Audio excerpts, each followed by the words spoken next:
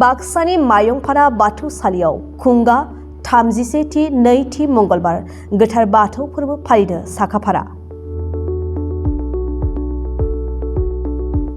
बाक्सा जिल्लानि सालबारि मुखुमानि बेन्दोंआव थानाय माहारियारि मानास हाग्रामानि साखाथियाव थानाय मायंपारा गामिनि बाथौसालियाव खुंगा 31थि नैथि मंगलबार गोथार बाथौ सान फालिथायखौ मागो दाननि 8 खालार खालि सानसेनि हाबाफारिजों मेहेरगोनाङै खुंफुंनो आखायाव लादों।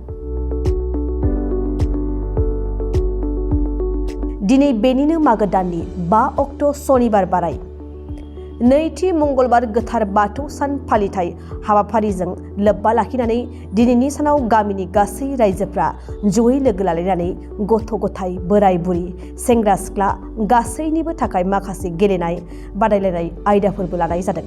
बे फालिथाया फुंनिफ्रायनो बाथौ थानसालियाव आरज मेथाइ रोजाबनायजों जागायगोन। मायंपारा गामिनि बाथौ मन्दिरनि बाथौनि आसारिनि फनिन्द्र बसुमतारिया खौरांनि गेजेरजों मा फोरमायखो मिन्थिनानै लानि।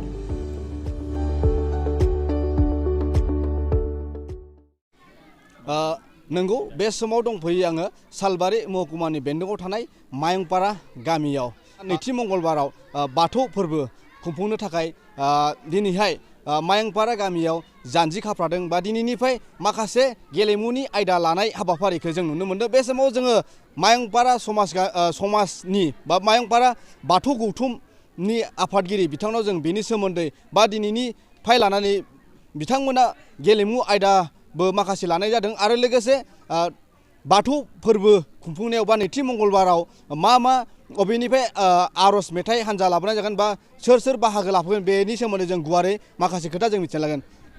गिबियावनो खुलुमनाय थाबाय। गिबियावनो आं बड'सा निउसनिसिम गोजोन हामलायनाय थाग्रोबाय। बेनि उनाव आं जा जों थांखि लादों बेफोरखौ बुंलांनोसै।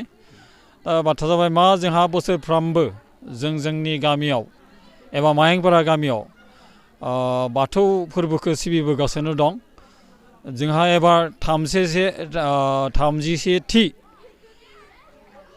फालिनाय सफैबाय बे बोसोराव। बे बोसोराव जोङो दिनै गोसो गोथारै जोंनि गामिनि रायजो राजा बयबो खौसे ज' जानानै गथ' गथाय बोराइ बेन्थ' ज' जानानै जोङो थारमाने गेलेमु आयदा लागासिनो दिनै बे सनिबार बारायाव। दिनै जोंहा जानुवारि 20 बे थारिखनिफ्राय आरम्भ खालामदों। बुंनो थाङोबा माने साननैनि हाबाफारिखौनो बुंनांसिगोन जों गेलेमु आयदाखौ लानानै। गेलेमु आयदायाव जोङो गोबां आयदाखौनो लादों, जेरै बैसोगोराफोरनि अर्थात बोराय बुरैफोरनि खारनाय, 100 मिटार खारनाय, 200 मिटार खारनाय आरो जों माराथन खारनाय, लोगोसे भलिबल गेलेनाय आरो उन्दै गथ'नि खारनाय बारनाय बायदि जों गेलेमु आयदाखौ लानानै जों दिनै गेलेनायखौ खालामगासिनो दं। बेनि उनावहाय जोंहा फैगौ गोथार मंगलबार नैथि मंगलबाराव जोङो आलो गोजोनै जोंनि बे बाथौ थानसालियाव आइ आफा बाथौ बोराइ बाथौ बुरैमोनखौ गोसो गोथारै जों सिबिनो लानाय जादों। बेहाय जोंहा आरज महरै जा गामिनिनो आरज आफाद थागोन। लोगोसे आरो जोङो मोनाबिलि समाव जोङो गामिनि रायजो राजाखौ लानानैनो ओरैनो उन्दै गथ'फोरनि मोसानाय मुसुरनाय थागोन। लोगोसे आरो जोंहा बेहाय बर' फिल्म अर्थात टुरिंबो थागोन।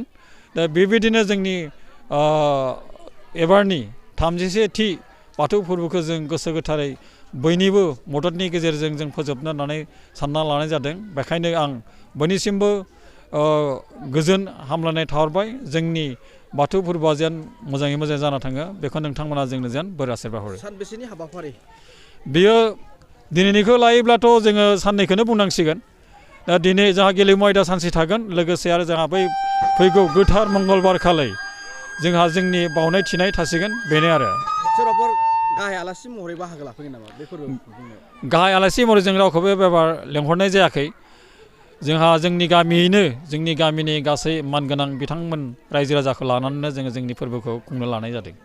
नैथि मंगलबार बा बाथौ फोरबोखौ नोंथांमोना रायजो राजानो मा खावलायहरगोन, मा मेसेज होगोन दिनैनि समाव? जोङो बेखौनो फोरमायहरगोन जोंनि बिटिआरजों लोगोसे गासै बुहुमनाङै सुबुंफोरखौनो गोजोन थासारिया जेन जोंनि बे बादि बाथौ फोरबोनि गेजेरजों जेन गोजोन थासारिया फैयो बयबो सान्थियै थानो हायो बयबो जेन रुजु-रुमुयै खौसेयै थानानै गावनि साननाय हास्थायनायखौ जेन जाफुंहोनो हायो बा बेखौनो आं दा जोंनि आइ आफा बा बाथौ बोराइ बाथौ बोराइनिसिम आं बेखौनो गोजोन खावलायहरो।